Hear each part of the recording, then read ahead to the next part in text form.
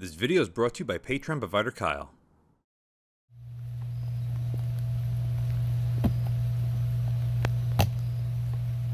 Minimum 1, 2, 3, 4, 5, 6, 7, 8, 9, 10, 11. Maximum brightness. Well, hello there. Welcome back to the channel. You find yourself checking out the SIG Romeo4T sent in graciously by Patreon provider Kyle.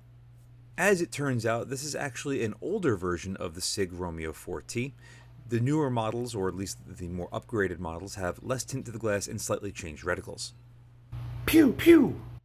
Beyond the upgrades to the reticle and the glass itself being less tinted, physically they should be exactly the same. If you'd watch my unboxing, you will learn that these are assembled in the US. They aren't completely made in the US, but they're assembled here, and I think that has more to do with government contracts than anything. If you're wondering about the price for this American assembled red dot, it's around $380 to $420 depending on where you get it. Pew! Pew pew! At that price, it slots itself nice and neatly in between the likes of the higher-end Holosuns, the lower-down EOTechs, and some of the Vortex products. Ultimately, though, it's going to come down to what you want out of a red dot, or any optic for that matter. SIG was very generous when they spec'd this thing out. They literally threw every feature they could possibly think of at it. Multiple reticles, solar charging, but for some reason non-automatic brightness, shake awake, and somehow 100,000 plus claimed battery hour life. Pew pew pew! I really don't know how SIG can claim that number. It must be with the 2MOA dot at its minimum brightness setting and with it basically just turned off the entire time. One thing I do need to talk about though is just how much of the reticle you see being bled back in once in too much of a brightness setting. It's something you cannot ignore. Sector clear. Alright, let's not beat around the bush too much. To turn this thing on, push either of the buttons for more than a second and it will turn on. At that point, up is up and down is down. I really don't know why SIG didn't put automatic brightness on this thing. It seems like every manufacturer that has a solar panel on their optic has automatic brightness. Like I said earlier though, if you have this thing on too much of a brightness setting or too bright for its environment, it has a lot of bleed back to it in the form of that really big ring. Many red dots and holographic sights do that, but this is pretty extreme. To change the reticle, press and hold both buttons simultaneously to cycle through the reticles. We have a 2MOA dot with the drops for the BDC, then the 2MOA dot with the 65 MOA circle, which is really nice, very reminiscent of an EOTech, and then of course the full Monty that you've seen, everything all at once. As far as how well the shake awake works, very, very well. It is extremely sensitive. For any of you wondering, yes, you will see the emitter very clearly from the front. It's around its middle brightness setting, and you do see a little bit of the red tint coming in from the front lens. More on that later when we get to the range, but for right now, just to answer your questions that you might have, yes, you do see it. While we're on the topic of answering questions, let's answer another question you guys might have. Will this thing work with just the solar panel? Let's say my battery is dead or the compartment gets compromised, it fails in some way, shape, or form. Will it work with just ambient light from my desk lights or from, another power source? Well, as you can clearly see, it would help if it was turned on. Again, press and hold any button for more than a second and it will turn on. In this case, it turns on with the 2MOA dot only. I don't know if it's going to do that all the time, but at least when the battery's out, this is what it defaults to. And I think they do that for power consumption issues. Because, as you can clearly see, it will come back on and it does allow it to get a lot brighter with more light that's coming in. If you're outside in the sun, this will be much brighter than what my desk lights can provide. I'm augmenting it with a flashlight to give you guys a better perspective of what it would actually do. However, shutting off all ambient light shuts this thing off completely. And yes, you can cycle through different reticles, which I'm trying to do, but obviously the ambient light is not enough. So moving my very bright flashlight on top will allow us to now get that 2MOA dot a little bit brighter and allow us to cycle through the reticles. Now, you might say, oh, well, this is fantastic. I could just do this and it would be fine, up until you take away the power source. And the reticle gets so dim, you can barely tell that it's on, basically unusable. So if you are planning on thinking that this thing is going to work 100% efficiently with just the solar panel, guess again. Make sure it's in 2MOA dot mode and hope that it'll at least be bright enough for you to pick up. Focusing our attention now on our 400-yard brick building, I'm going to just cycle through the reticles to give you guys a better sense of how this thing's going to look at distance. Of course, changing the brightness settings is going to greatly impact how easily it is to pick up. I do not put it at its maximum like I did earlier, only because, well, I frankly forgot.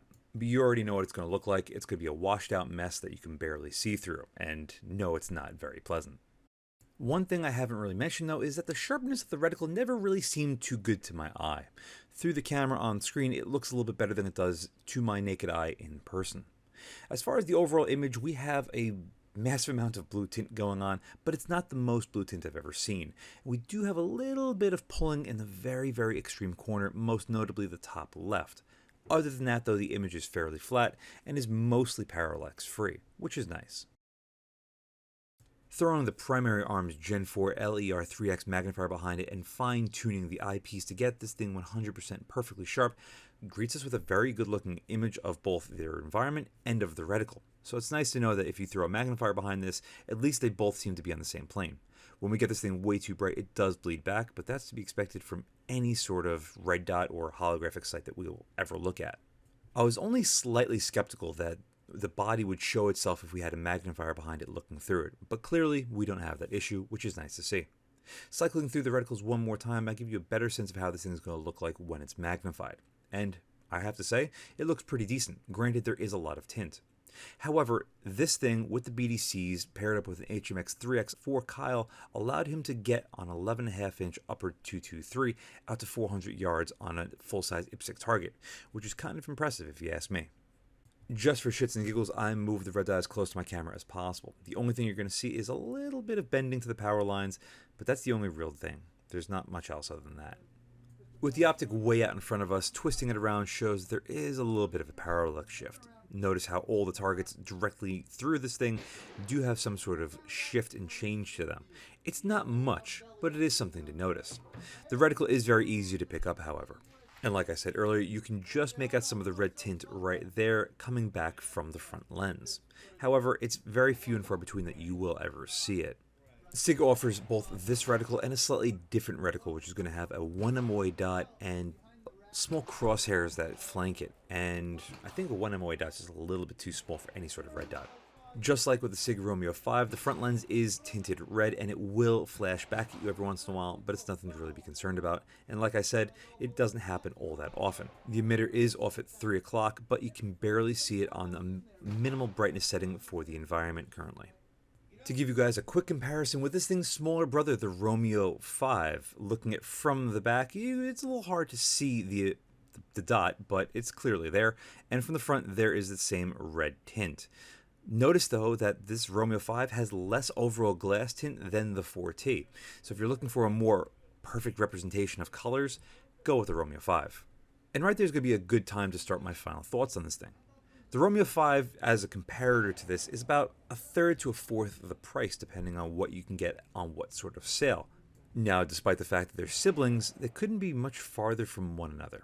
The Romeo 5 only has a 2 MOA dot, doesn't have cool, clear flip-through sights like this, which, by the way, if you're wondering, the flip-up sights are really good on this thing.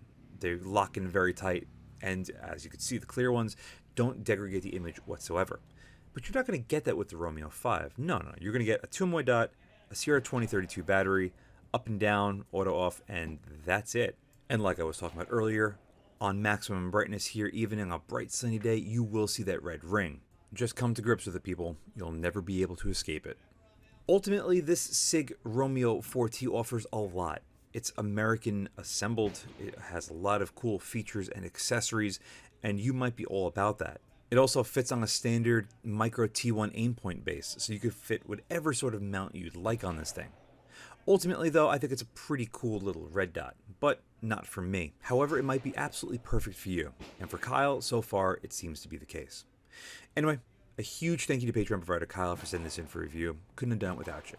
As for all of you out there, thank you very much for watching, and as always, see you again next time. And a huge thank you to my Patreon providers and my Subscribe Star subscribers. Without you, this truly wouldn't be possible. If you'd like to support my channel but don't want to join either of those, I completely understand. But you could still help by using my affiliate links in the description below, and or like, share, and subscribe as always. Again, thank you very much.